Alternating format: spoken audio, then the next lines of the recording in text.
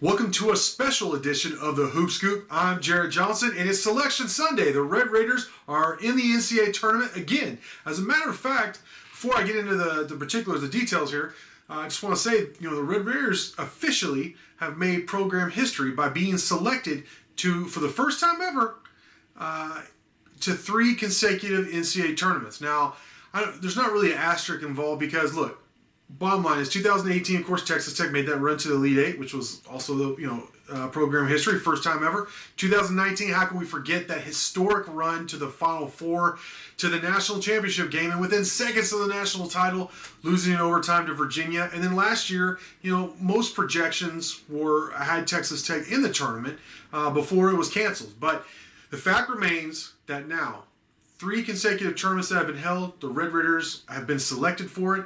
This year, they're a 6th seed in the South region, and in the first round on Friday, as of right now of taping this, later on tonight, on Selection Sunday, we'll have the times. We should have the times and all that, the particulars. But we know they're playing Utah State, the 11th seed, the runners-up both in the regular season and in the tournament out of the Mountain West.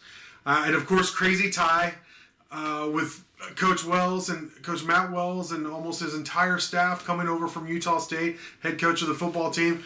So that's a crazy tie between these two schools. But Utah State, 20-win team, like I said, runners-up both in the regular season and in the Mountain West Conference tournament. So, I don't know, for some reason on paper, all these matchups look difficult when you cover a team, or if you're a fan of a team, you're always a little nervous about who they're going to play. So they play Friday. Like I said, we'll know times later on today, and that's it's going to be an intriguing matchup.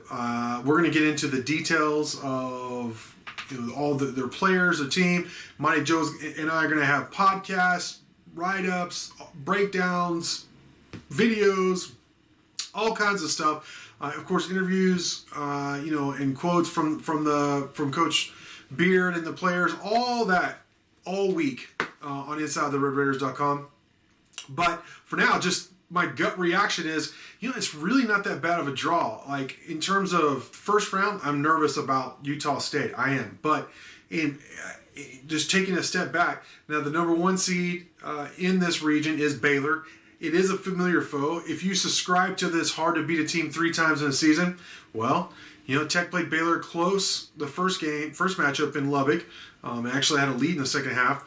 And then in the regular season finale, they got blown out as the Bears bombarded Tech. I think they made 13, 14-3, something like that. They just bombed away, made a ridiculous amount. Even a lot of them were contested. And so if Baylor's shooting like that, I don't think anybody in the country can beat them. But if not, they played more like the first game, where it was more of a scrappy defensive game, then Texas Tech would have a chance theoretically. But a lot of work before you get to that, just in Texas Tech's little region, just in the first 2 rounds, assuming they're able to get past a 21 Utah State team, they would play the winner of Arkansas, the number 3 seed, and Colgate, the 14th seed. So Arkansas come from the SEC, a good team. So assuming that they would beat Colgate and that Texas Tech would beat Utah State, so that would be a heck of a second round matchup.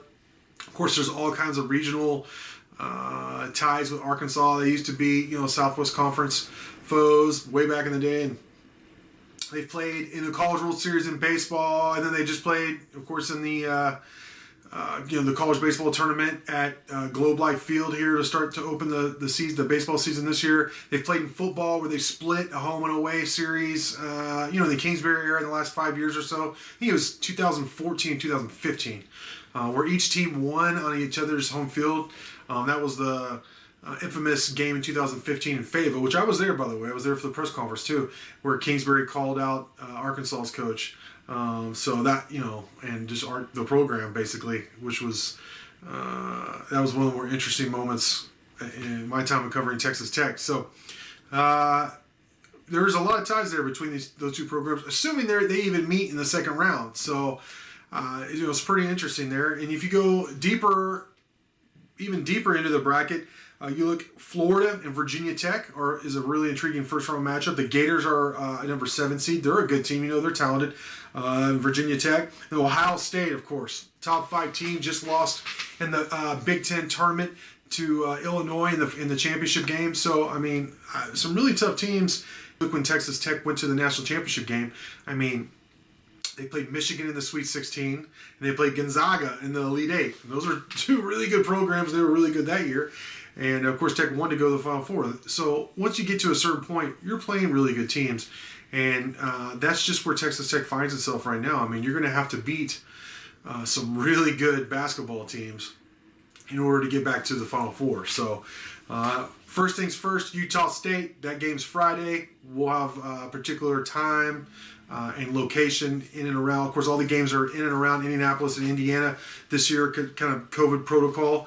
But man, like I said, Mighty Joe Yeager and I are going to have tons of content between now and tip-off time Friday. So hang with us on Inside the Red Raiders. Really appreciate you watching, and until next time.